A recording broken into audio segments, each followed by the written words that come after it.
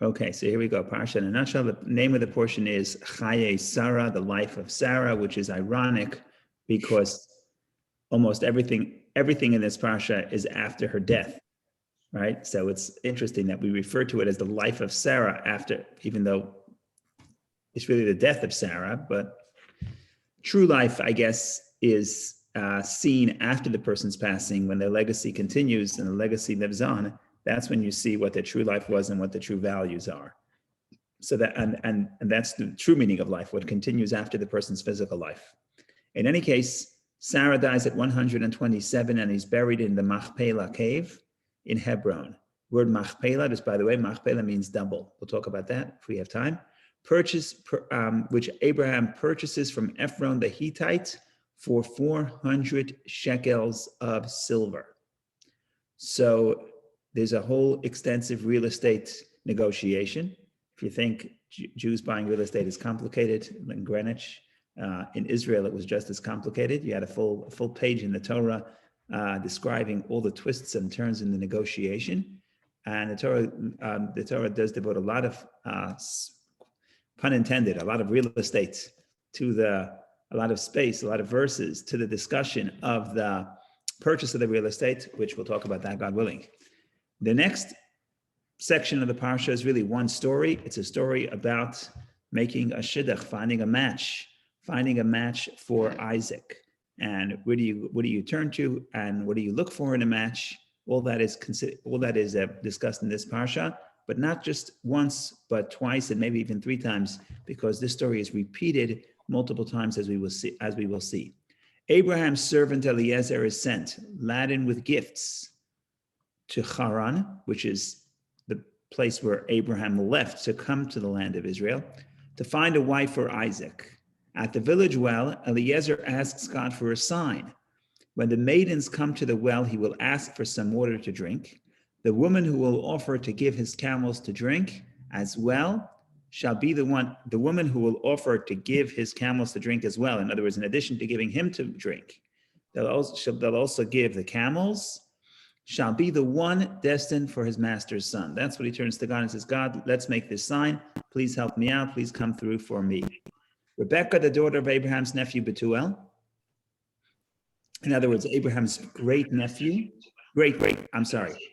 Abraham's great niece, the granddaughter of Abraham's brother Nahor, appears at the well and passes the test.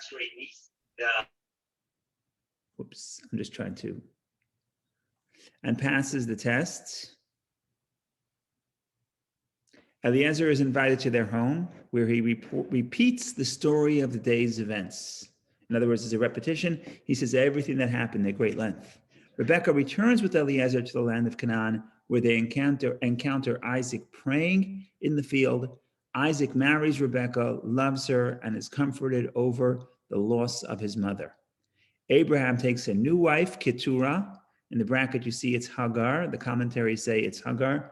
It is the same, the maidservant which he was married to initially, which he married earlier in the story and which he sent away. And now after Sarah's passing, he remarries her and fathers 6 additional sons. But Isaac is designated as his only heir. Abraham dies at 175 and is buried beside Sarah by his 2 eldest sons, Isaac and Ishmael. So this, ladies and gentlemen, is the story in a nutshell. Where to begin? Well, I guess we'll begin at the beginning. We'll open up. Everything in this parsha feels like it's the Torah. It becomes very verbose and very repetitive and describing things in great detail.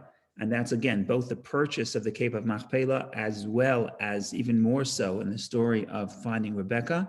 So obviously these are important stories that the Torah wants to focus on and give us insight into. And that is, of course, some of the things we want to explore today. But let's open up the verses. Why not? We'll open the verses and we'll see the descriptions of the negotiation and the transaction. And you also may learn a trick or two about how to buy real estate from the negotiation.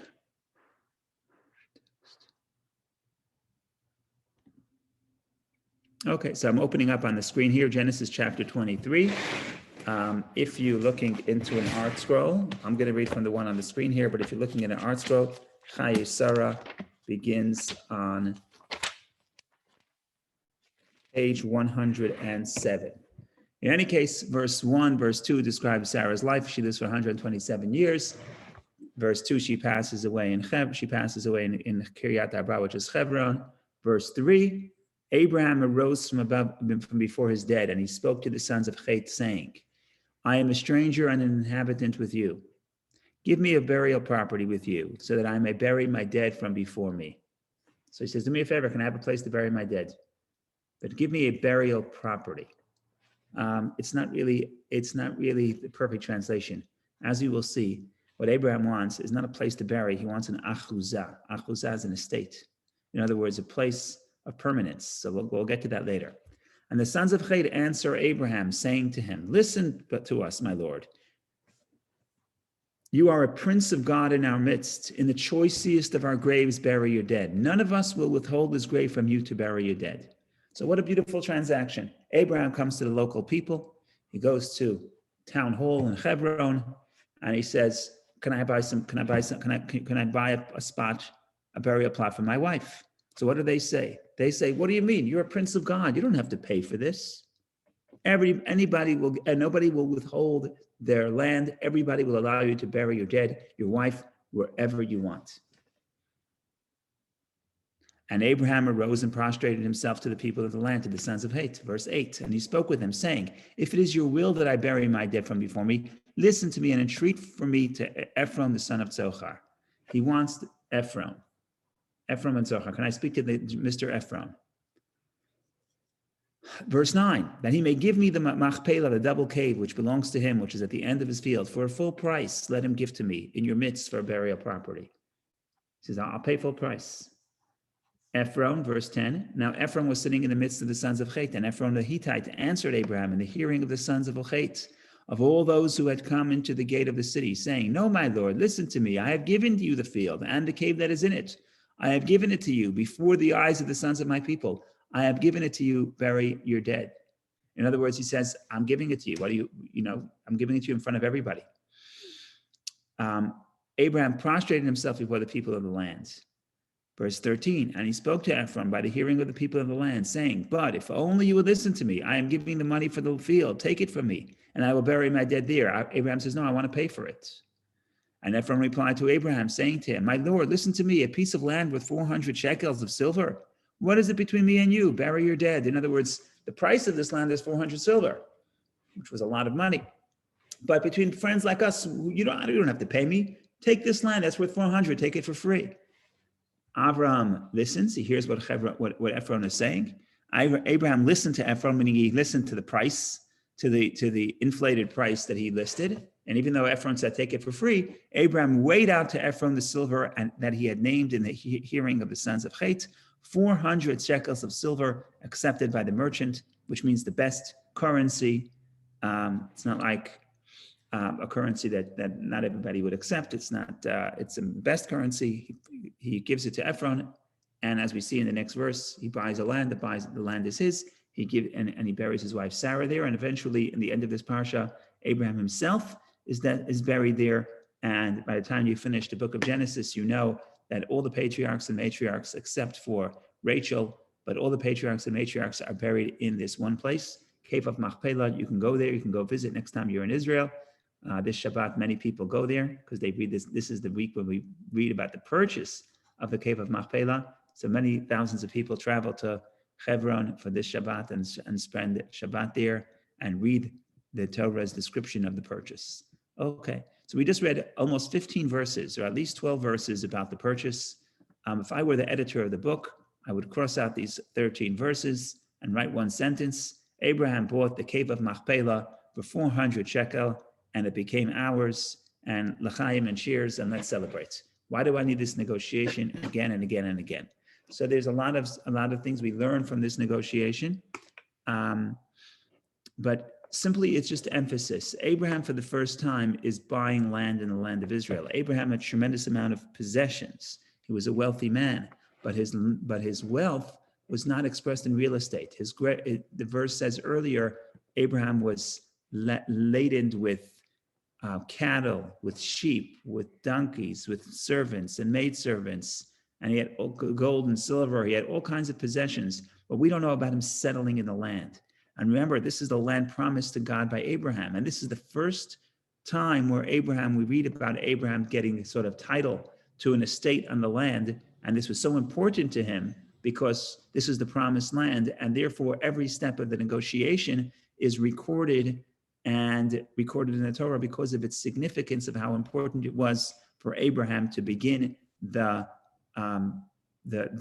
carrying out the divine promise. The land will become his eternally. So that's on a very general level. But then we can get more specific. And we discussed this in the past, but we're going to say it again because it's so important. If you read the commentaries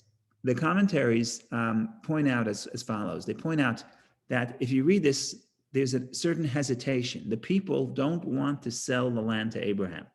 It takes 13 verses until someone agrees to name a price. Okay, nobody wants to sell the land to Abraham on one hand. On the other hand, they are very willing and very happy to allow him to bury their dead, to bury his dead, to bury Sarah wherever he wants. So on one hand, they're very generous. They're saying, we'll give you any piece of land for free, no problem. Bury Sarah wherever you want, in the choicest of our graves, is what they say. B'mivchar kvarenu, the choicest of our graves. So in one sense, that is very generous on their side. On the other hand, there's a reluctance to take money, and they don't want to take money, they don't want to sell. And the commentaries point out that this is not insignificant. Specifically, Nachmanides talks about this. Nachmanides talks about the idea that in that society, if you were not a local resident, in other words, if you were not from that region, they would not sell you a place of burial, because selling a person a place of burial represents the fact that they have ownership and a claim to this land, and they're like the native people.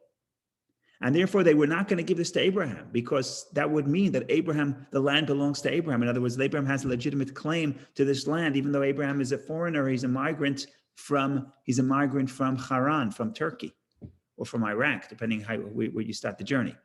But in any case, so they're very happy to say, we'll bury your dead. And that's what they did. Any person who died, if they weren't a local, then no problem. They have all kinds of burial plots, and we're willing, and you can take a burial plot, but you're not going to pay for it. You're not going to buy it, because if you buy it, if we sell you land for burial, remember, burial, it's not just selling land that you have where to live.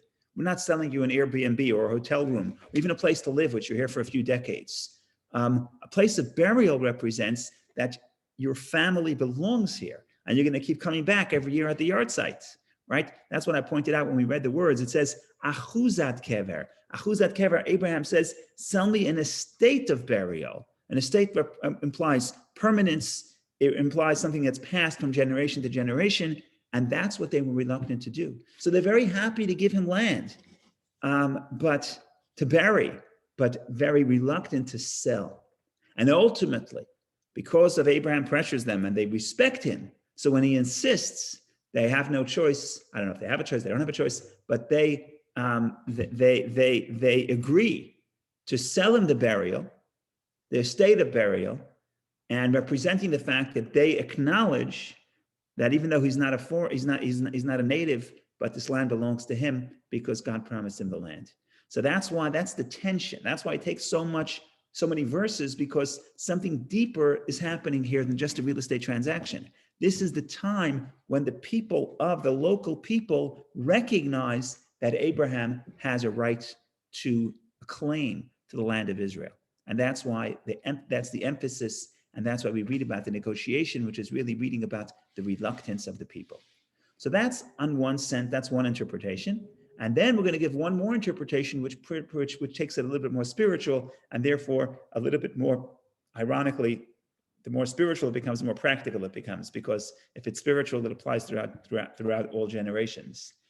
And this is a little bit different, taking the same idea, but expressing it a little bit differently. I guess it's a different idea, but it's related. The people tell Abraham, they said, we're not going to sell you real estate. Why not? They say, you should take any land you want. And the words they use is they say, let's see if we can share it again. The words they use, and they give him a beautiful compliment. And they say, Shemainu Adonai, listen to us, my Lord. You are a prince of God in our midst. Nasi Elohim, a prince of God. I don't know if that's a perfect translation. How do the, you are a prince of God. Okay, ArtScroll also says prince of God. Nasi means a leader. You're a leader, you're a divine leader. You're a prince of God in our midst. Nobody is going to hold back the burial, right? You bury wherever you want. So we're willing to give you any land you want, but we're not willing to sell you land.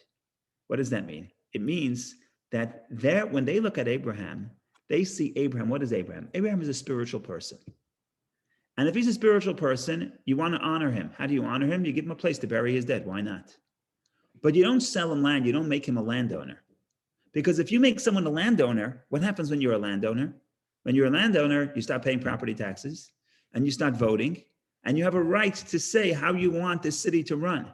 And you have a right to say what time you want them to pick up the garbage and what the speed limit should be and what the parking regulations should be.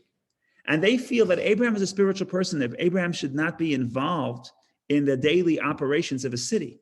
So a spiritual person wants to live, no problem. You need land, we'll give you land to use. But we're not selling you land, because when we sell you land, we're making you a landowner. We're saying that you have a right to participate in the discussion of how to live an earthly life. But they don't believe that Abraham knows anything about living an earthly life.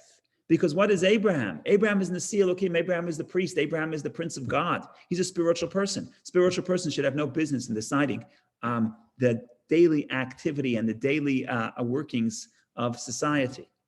And Abraham rejects that notion. Abraham pushes back. Abraham says, no, I need to own land. I don't need to place for burial. I don't need to use land. I need to own land because I have to have a say in how society should run, because Abraham's idea of spirituality is revolutionary. It's very different than the pagan idea of spirituality. The pagan idea of spirituality, and that concept still applies today, even to people who are not pagans, but this notion of spirituality exists within many religions, is that there's a dichotomy, there's a separation between physical and spiritual, and the job of the spiritual seeker is to escape the physical reality. And the less you can be involved in the working of physical life, of material life, the more spiritual you are, and the better off you are. So that's a notion that many religions have and many spiritual seekers have. Many religions have, but Abraham rejects that from the beginning completely. Abraham's whole philosophy is a rejection of that notion, of that division between heaven and earth, about the division between physical and spiritual. And therefore Abraham says, you don't understand. When they tell him you're a prince of God, therefore you shouldn't own land because we don't want to give you a right to vote, not because we don't like you, because what do you know about taking out the garbage? What do you know about whether or not there should be a police officer on Greenwich Avenue or a stop sign? What do you know? You never go shopping in Richards, right? You don't know. You don't know anything about this. But Abraham says no. Abraham says that the values of Judaism, the values of spirituality, the way Judaism sees it, the way Abraham sees it, is that the spiritual must affect and impact the physical. And therefore, I need to be a landowner. So this question of whether Abraham should be a landowner is a big philosophical debate between the pagans and Abraham, but the same thing applies within our own life, because we too have a choice to look at both parts of our life as two separate parts. And we compartmentalize. We're one person when we pray to God. We're one person when we study Torah. And we're another person when we're engaged in the physical world. That's the mistake of separating Abraham from being a landowner. And then you have Abraham's claim, Abraham's true claim, that the whole purpose of creation is really to show and to bridge heaven and earth. And therefore, the Prince of God must be a landowner. And Abraham prevails, and that's why that's why we have this whole story in the Torah, including with the reluctance of the children of Chet, because that reluctance is understood, and that reluctance is the common perspective, and yet Abraham pushes back against the reluctance, and he buys land. But more important for us, he explains to us that our values have to penetrate all parts of our life, including our real estate purchases, and including the way we engage in daily life. So this is by way of this is one point about the cave of Machpelah and about the whole notion of the negotiation, and why that Torah spends so much time on discussing that aspect. So that's point number one. If anybody has any comments or questions, please share. Otherwise, we do one more point about the cave of Machpelah, which I'm looking at right now on the screen. I have a question, Rabbi. Yes, yes. So, in other terms, Abraham was a foreigner, right? Yes. And he wanted to purchase a land. Yes. So there were rules he should obey and purchase it without even discussing it with other people. People didn't want him; he wanted the land, but there were rules as a foreigner, right? Yes. Why did he need any kind of persuasion if he could just act on law? So this is very interesting. So I'll show you a verse, and it may or may not be the answer. I can't tell you for sure. I wasn't there, but I'll tell you what seems to me. So if you open up this, let me open the screen. And I'll show you the verse, and you'll see if you agree with me or not, which is fine. You don't have to agree with me. Verse 2, Sarah died in Kiryat Arba, which is Kharan in the land of Canaan, and Abraham came to eulogize Sarah and bewail her. Abraham arose from before his dead, and he spoke to the sons of Het, saying, I am a stranger and an inhabitant with you. Give me a burial property for you so that I may bury my dead before you. And the sons of Het answered Abraham, saying to him, okay, verse 5. Let's continue. Abraham arose, I'm going to 7. Abraham arose and prostrated himself to the people of the land, to the sons of Het. Okay, let's continue. Let's look, what I really want to show you is verse 10. Now Ephron was sitting in the midst of the sons of Het, and Ephron of the Hittite answered Abraham in the hearing of the sons of Het, of all those who had come to the gate of the city. In other words, Abraham and Ephron are negotiating, but in the ears, literally, ba'aznei, in the hearing of the sons of Het, all of those who had come into the gate of the city. In other words, Abraham is negotiating with Ephron, but everybody else is present. Everybody could hear the negotiation. What does this mean? This means that if you were an individual homeowner or landowner, you were not allowed to sell land to a foreigner. And if you want to sell land to a foreigner, you need the entire town to agree. You need the zoning commission to vote on it. And that's why when Abraham, he can't just say, knock on Ephron's door, says, do me a favor, let's do this under the table. I'll give you cash, give me your land, and let's live happily ever and after. It doesn't work that way. He has to speak to all the children of Het. And even when he gets permission from them to speak to Ephron, he says, find me Ephron. They bring Ephron. They don't leave. They don't say, okay, you speak to Ephron and work out a negotiation. Everybody is present. And Ephron only speaks to Abraham in the presence of all the people coming to the city gate. City gate to city is town hall. The law at the time. I'm sorry? So that was a law at the time. Yes, right? The law is if you want to sell to an outsider, everybody has to agree. Okay. So we don't know that for sure. It doesn't say it, but that's what it sounds like, right? That's what it sounds like. To me, that's what it sounds like. And again, what's happening here is it's the beginning of the recognition of the people of that area that Abraham has a right to live there as a permanent basis, not just as a nomad, not just someone who's traveling. Because remember, Abraham was traveling in the north and the south. He's on the move. Even when he was living, he had a tent. He wasn't invested in agriculture, for example, like his son Isaac was.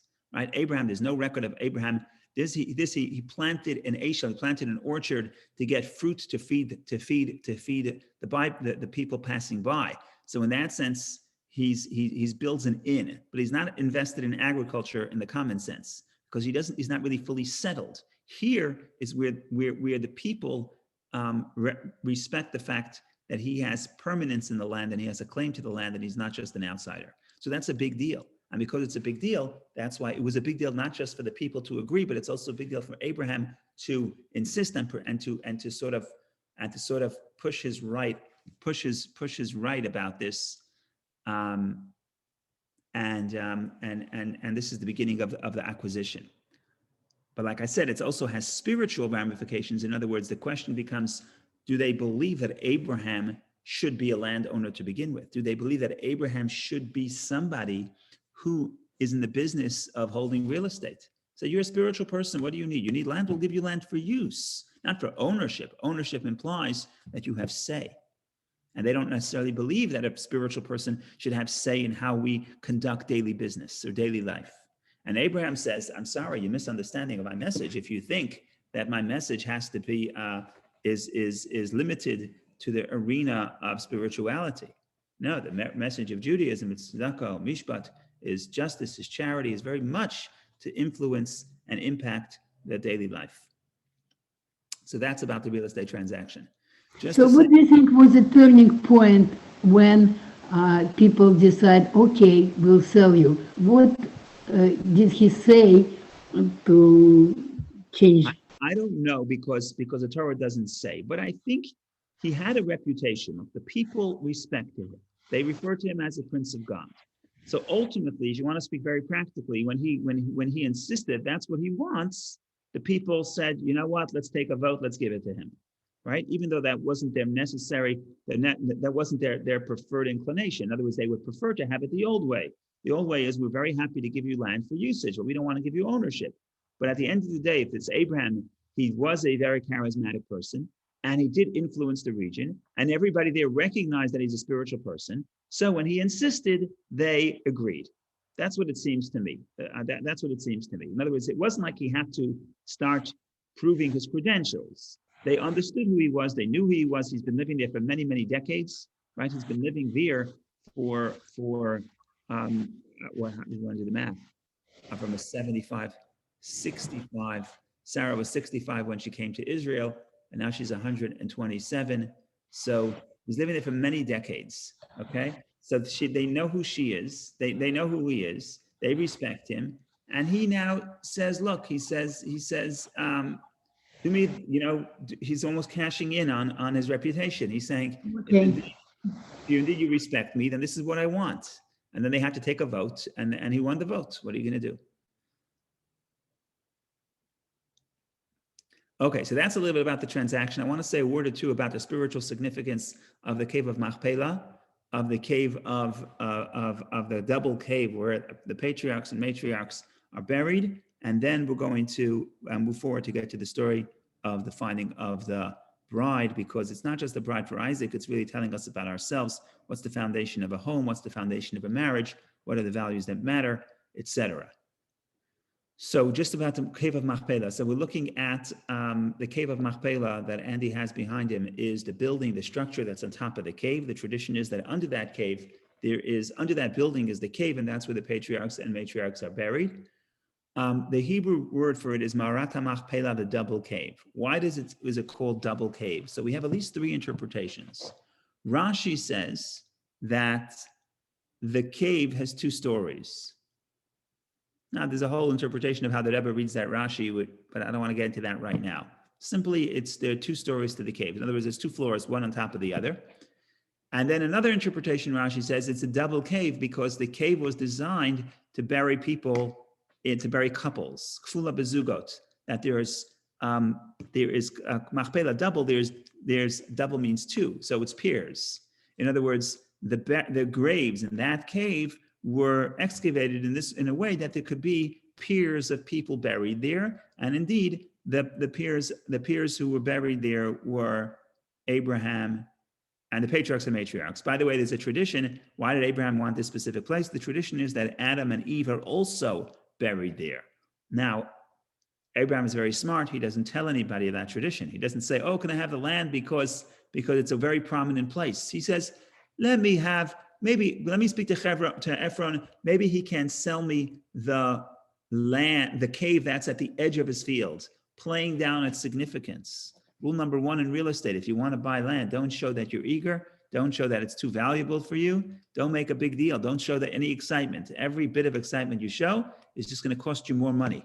So Abraham does not indicate that there's anything unique or special about this field. He says, the Ephron has this cave at the end of his field. I want that one. In any case, so that's the two interpretations. But Machpelah means double. So you have either two stories or it's double. You can bury peers over there. Couples could be buried there. If you look, so Rashi quotes these two. If you look at the Talmud, you see that the Talmud says that there's a disagreement between two Talmudic sages. I think Rav and Shmuel, if I'm not mistaken, and they say, what's the nature of what's the nature of the double dimension of this cave? So one says that there's two stories, one on top of the other.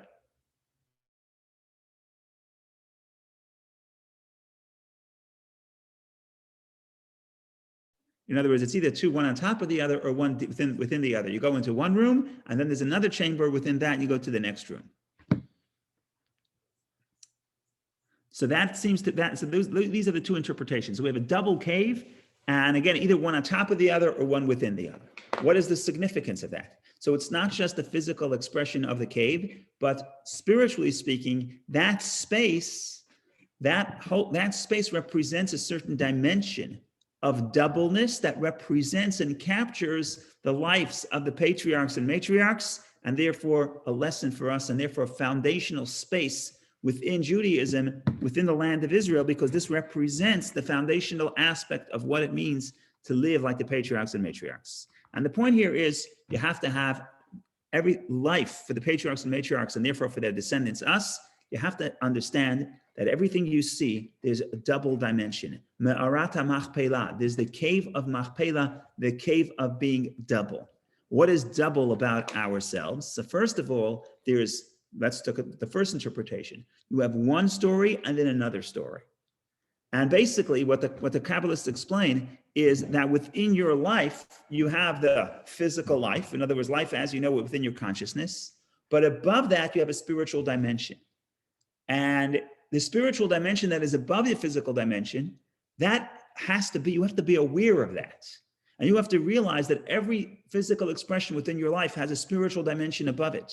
So if I want something, it may seem to me that I want it for a physical reason, but if I look higher, I'll understand that above that, my will, there's another dimension of that will, and that same will is the reason why I want it is not for the physical reason, but for a spiritual purpose. And understanding that life has two dimensions, don't get distracted by the physical dimension of life and realize that there's a higher dimension of life within it. That is what the doubleness of the cave represents. And then the Kabbalists explain that the same thing applies to the second interpretation. The second interpretation is that the double aspect of the cave, it's not one cave on top of the other, but one cave within another. And that represents not going upward within yourself, but if you're talking to somebody else, if you're looking at somebody else, you have a choice to look only at their externality, or you could look deeper within them and understand the deeper dimensions of that person. And therefore, the doubleness of the cave of Machpelah has two dimensions. I have to realize that I have two stories. I have two dimensions within my life, the more physical and the more spiritual. And I have to be aware of my physical desires, my physical desires, but also my spiritual desires. I have to be aware of the desires and the needs of my soul as well. So that is one dimension within myself, one dimension of the doubleness. But then there's also the dimension of the doubleness within the other. When I see you, I could look at you externally and I see whatever the eye meets. And then I could understand that within the deeper dimension of yourself, there's a much deeper level and something deeper, and the soul is there. And therefore, both in my self-understanding, as well as my interaction with other people, I'm always aware of the double dimension and the double layer, and the idea that everything in life is layered. And in addition to the more physical thing, that physical dimension that is seen to the eye, is a deeper dimension as well. So that is something about the doubleness of the cave. And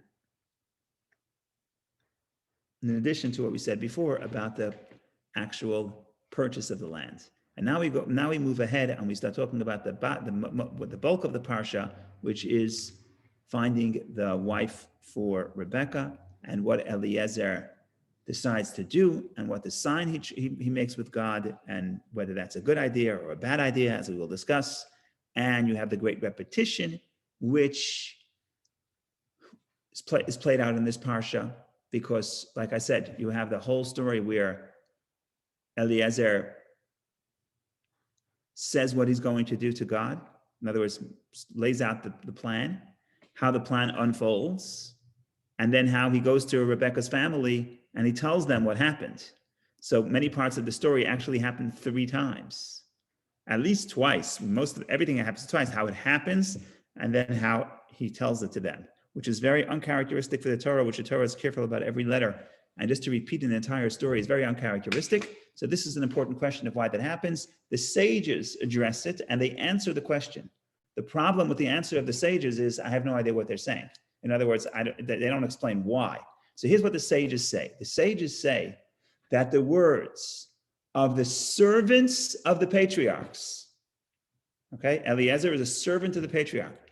The words of the servants of the patriarchs is more valuable and more precious than the Torah of the children. We're the children, and our Torah, the stories, the words of the servants of the patriarchs, in some ways are more powerful than the Torah. How do you know? Because many very important laws in the Torah are only alluded to with one letter, and yet the story of Eliezer was written twice in the Torah. That's what the sages say. So why does the Torah take so much time talking about the story of Eliezer?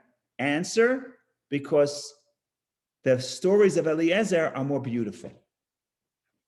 Okay, very good answer. But how are they more beautiful? Why are they more beautiful? Right? So that the sages don't necessarily elaborate upon and explain, and therefore there are all kinds of interpretations. And some say, well, in some sense, the values that we read about in the story are so foundational that you have to repeat it. So for example, what's the value that you're going to see in the story? The value of kindness. And in some sense, the idea, the stories of the servants of the patriarchs, the story of how Eliezer looks for a wife for Rebecca, and he understands that kindness is the most important value, and we'll discuss the specific kindness of Rebecca in a moment when we have a chance. That is, in some sense, more important than the specific laws that we'll learn later. And therefore, it's repeated in the Torah. So that's one way of thinking about it. Then you have the Kabbalistic interpretation. The Kabbalistic interpretation is that, yes, all this, remember the sages said the stories of the servants of the patriarchs are very important. But out of all those stories, which story does the Torah choose to tell in great length?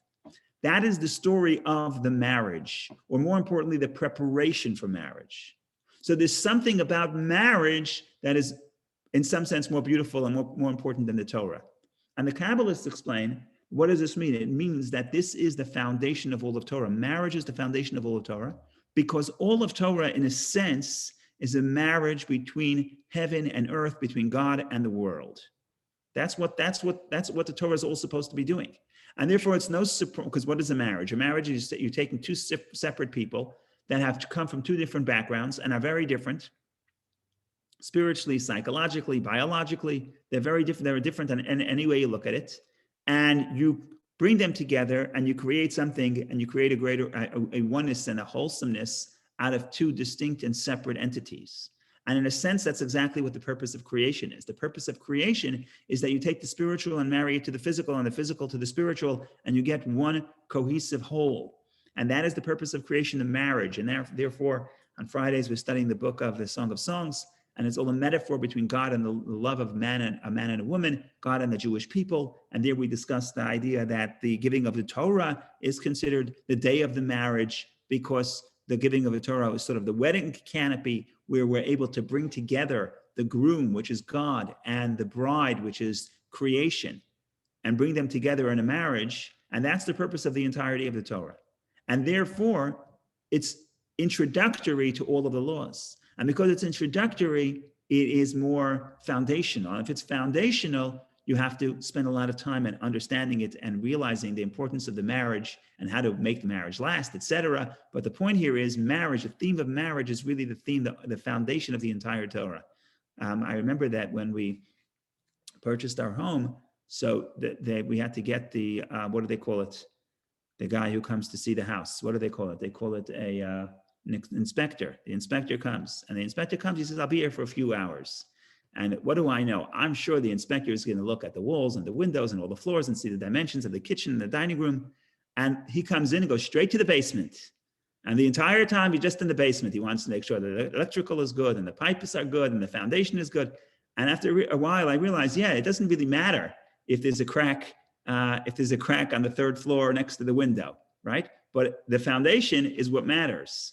And in some sense, the same thing is with the Torah. So you have the whole building of the Torah, which is how to create the marriage. But the foundation is, what is the purpose of all this, is the marriage. And therefore, the discussion of the marriage of Isaac and Rebekah represents the marriage between heaven and earth. And therefore, the first marriage in the Torah is going to be discussed at this great length. And so that's the spiritual interpretation of why we have so many verses telling this story, because again, there's an obstacle here. By the way, of all the patriarchs, I think it's fair to say that the biggest gap between the husband and the wife is Isaac and Rebekah, right? Even physically, all the other matches were made in person, right? Jacob has to run away to Kharan. He meets Rachel at the well. Okay, here there's such a distance between Isaac and Rebekah that you need an emissary. You need Eliezer to cross the desert and find Rebekah and bring her back. And Rebekah is a young girl amongst her family, which were not considered to be considered to be unrighteous or wicked. And she was sort of plucked away and brought to the land of Israel. There's a beautiful verse in the Song of Songs, Kishoshana ben hachochim, like a rose between the thorns, so is my beloved amongst the there's two verses, ben habanim, ben habanot, amongst the sons, amongst the boys, amongst the girls. In other words, but this metaphor that you have a rose amongst the thorns, the Medrash says that's Rebekah in Kharan. Right? Kharan is the place that God says you have to leave. Tells Abraham, leave your home, leave your family, leave your birthplace, and go to Israel. And yet we're going back to find Rebekah. So in other words, Rebekah and Isaac, and also spiritually, they're very different, as we will see, and certainly we'll see next week. They're very different people. And yet this marriage, and therefore you have to bring these two together, and these two energies coming together will create ultimately the Jewish people. But again, that's a symbol, because the physical relationship between man and woman on this earth is a symbol and an expression and something that elicits the union and the marriage between God and the Jewish people. And therefore, if you're going to tell a story at great length, it's going to be a story of a marriage. I hope this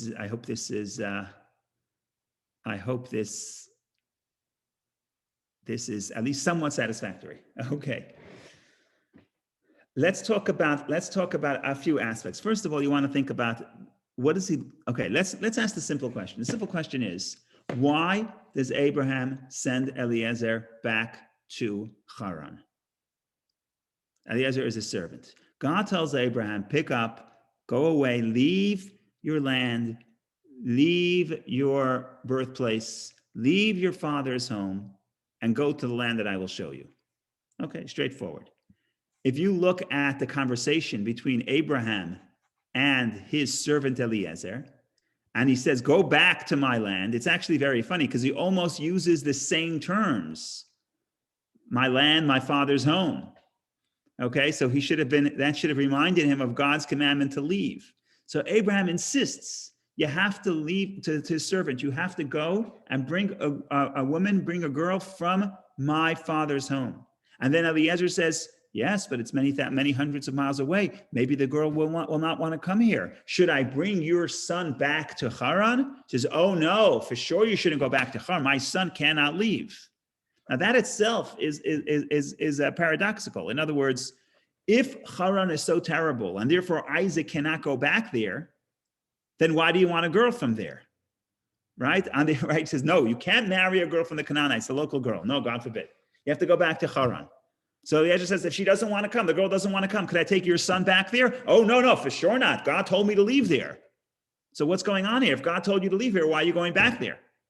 So I just want to highlight the verses and see the problem and see if we can figure out a solution here. So if you see here, okay, so Abraham gets old. Abraham said to his servant, the elder of his house, who ruled over all that was his, please place your hand under my thigh, which was for an oath, and I will adjure you by the Lord, the God of heaven and the God of earth, that you will not take a wife from my son, from my daughters of the Canaanites in whose midst I dwell. The patriarchs don't like the Canaanites. At least they don't like the Canaanite girls. Same thing happens in the next generation, where Rebekah tells Isaac in the next generation, next week's parsha, she says, I will be disgusted in my life. In other words, I'll be sick. I won't want to live if Isaac marries a Canaanite girl.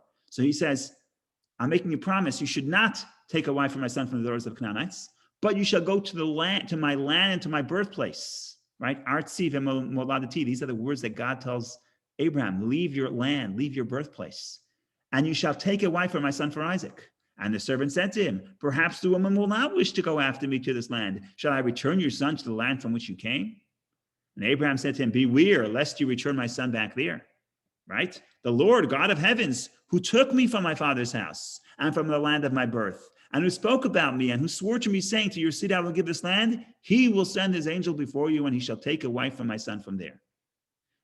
And if you, the woman, will not wish to go after you, you will be absolved by this, my oath. Only do not return my son back there. So if I ask you a very simple question, where's a better place to be? Where are the people more moral? Is it Kharan, where Abraham left, or is it Canaan, where Abraham is? And either answer you'll give me is confusing, because if Kharan is so good and therefore you have to go get the girl from Kharan, so how come if the girl doesn't want to come, why can't Isaac go back? And if Isaac can't go back because you want to be in Canaan, so what's wrong with the Canaanite girls? So this is a little bit confusing, because the Torah does not tell you exactly the reason why Abraham says, don't marry the Canaanites, you can only marry someone from my family. By the way, he doesn't even say my family. He doesn't say my family. He says, it ends up that Eliezer wants someone from Abraham's family. He says just my land and my birthplace. He doesn't say my family. So on one hand, he wants someone from Kharan. On the other hand, a girl from Kharan. On the other hand, God forbid, no, you can't take my son back there. So what is happening here? What's going on? Any suggestions, comments? Don't be shy.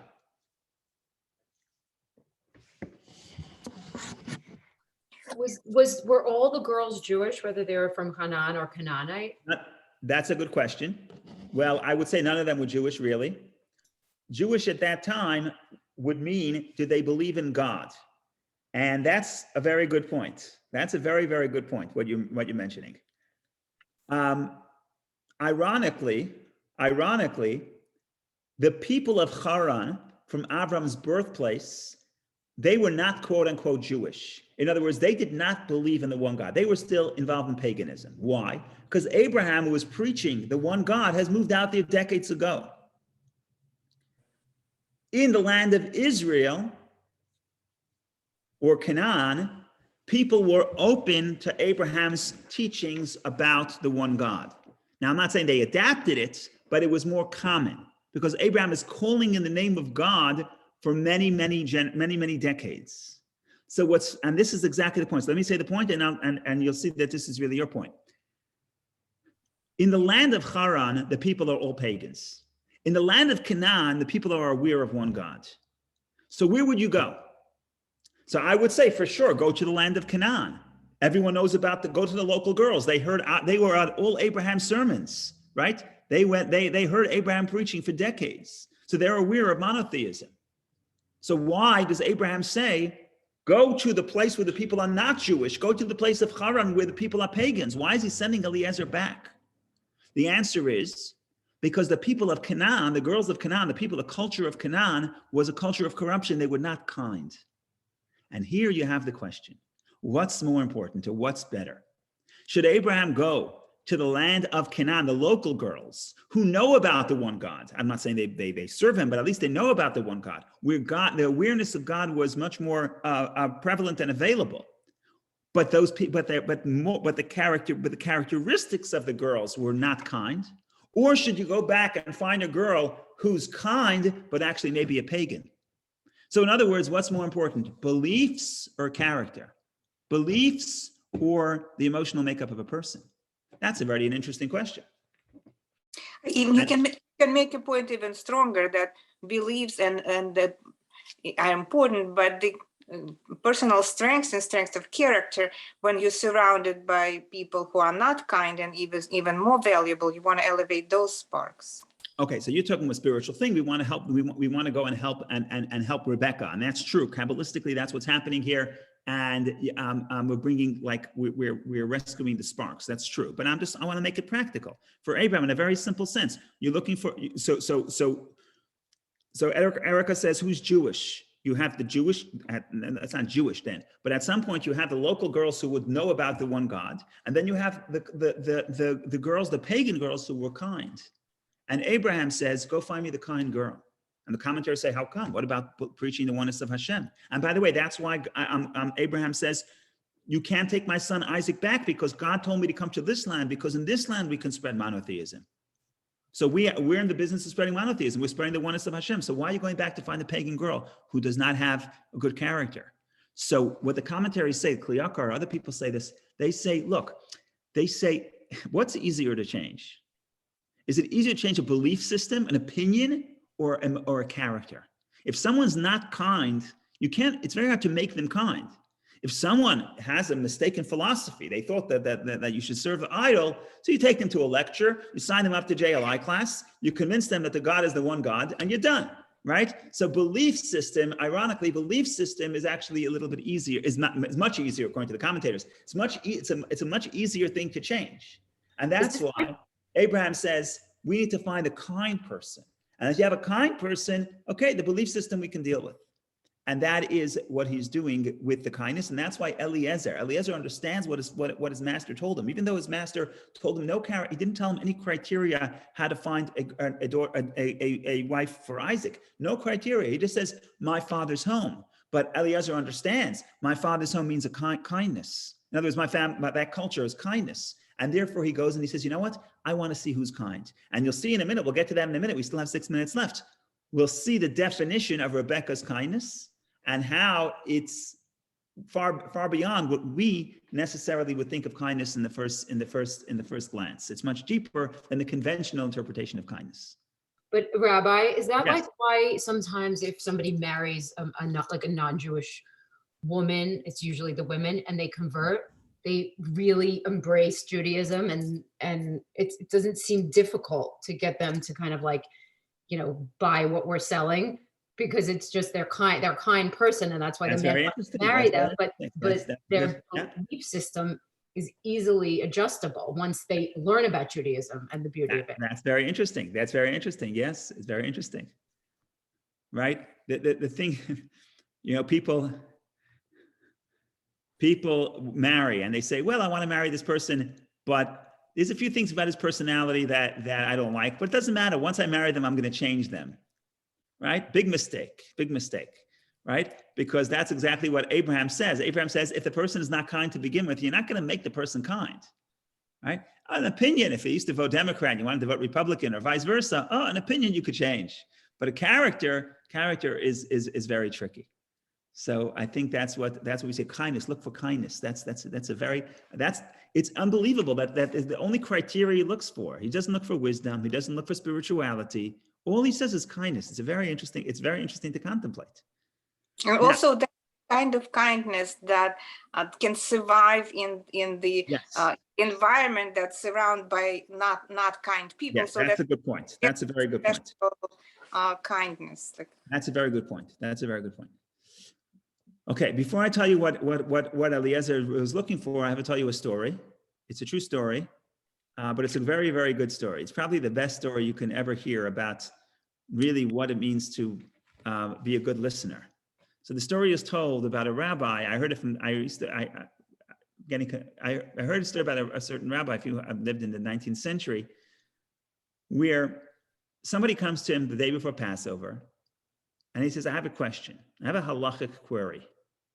I said this story before, but it's so good, you got to say it again. I have a halachic query. So you say, what's your big question? He says, on Passover night, you have to drink 4 cups of wine. This is a rabbinic obligation. It goes back thousands of years. He says, I have a question. Is a person allowed to fulfill their obligation to drink 4 cups of wine? Could you do it by drinking 4 cups of milk? The rabbi says, look, this is a very, very, very difficult question. I don't really have the time to devote about a week of study to figure out the answer to this question.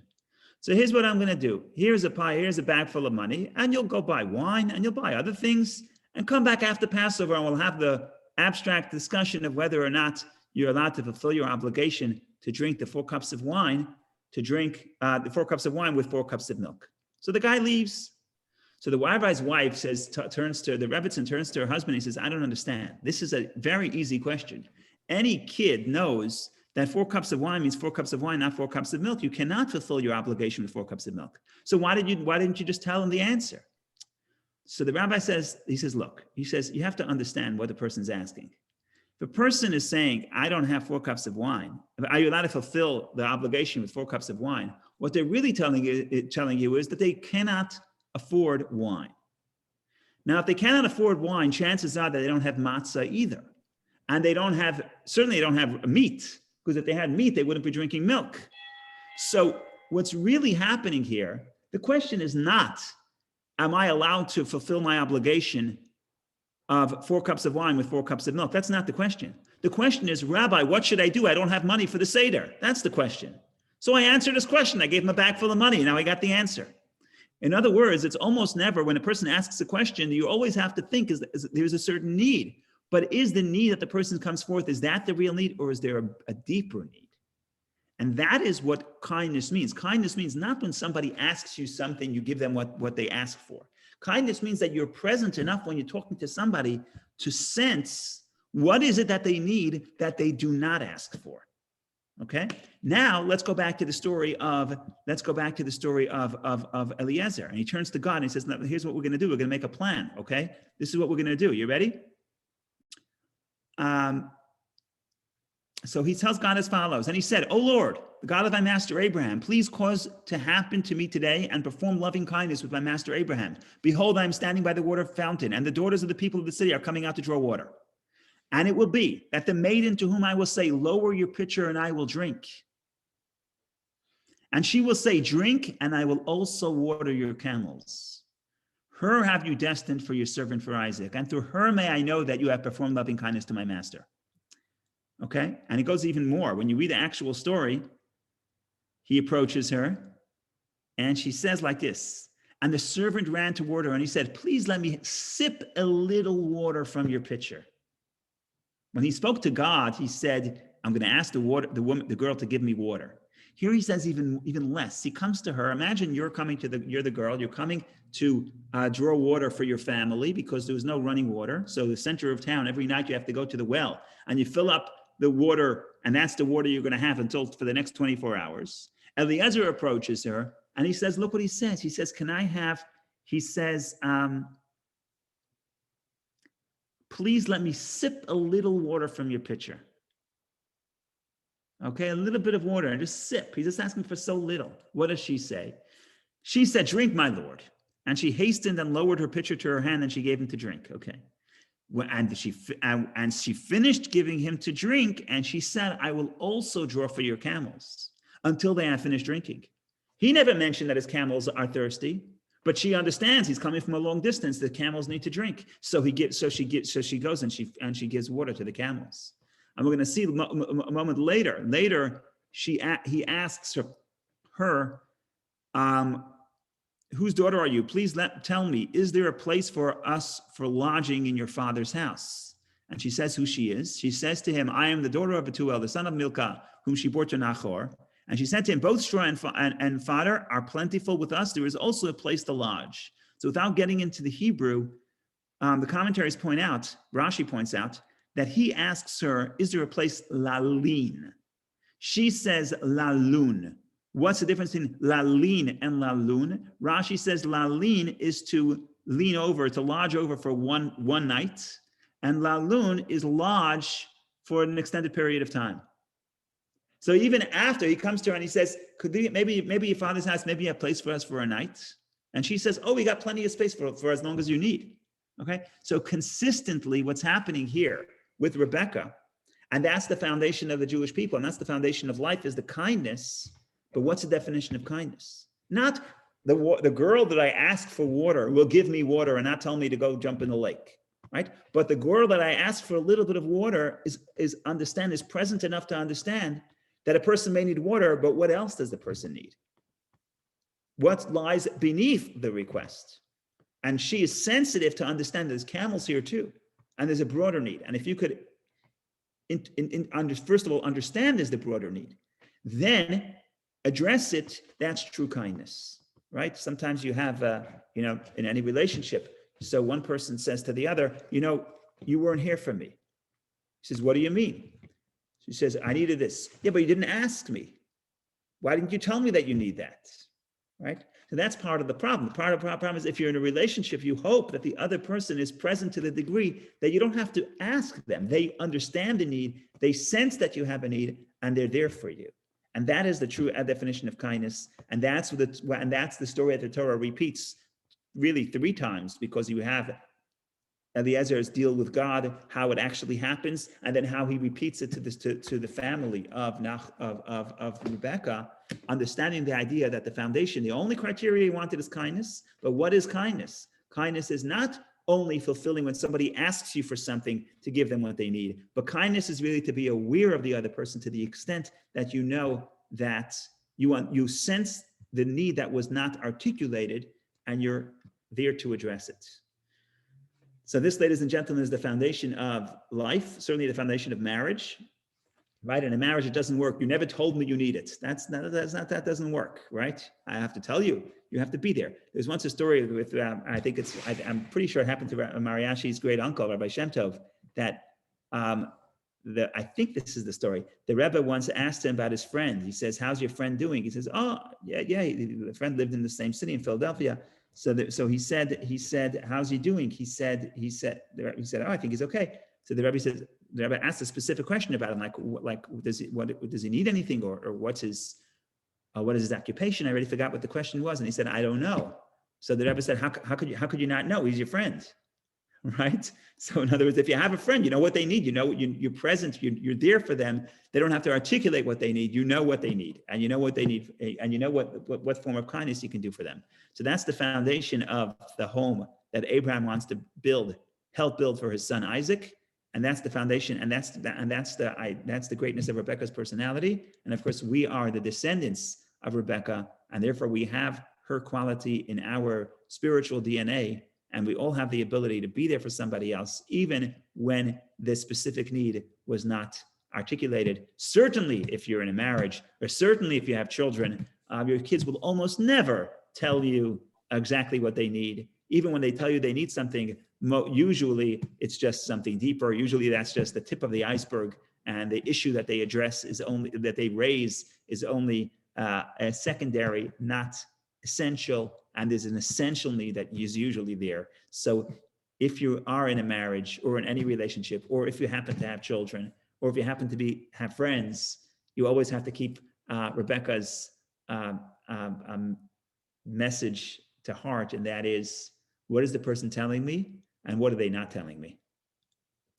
So that's the story in short, ladies and gentlemen. Thank you for joining, and have a wonderful, wonderful day and a wonderful Shabbat. Thank you.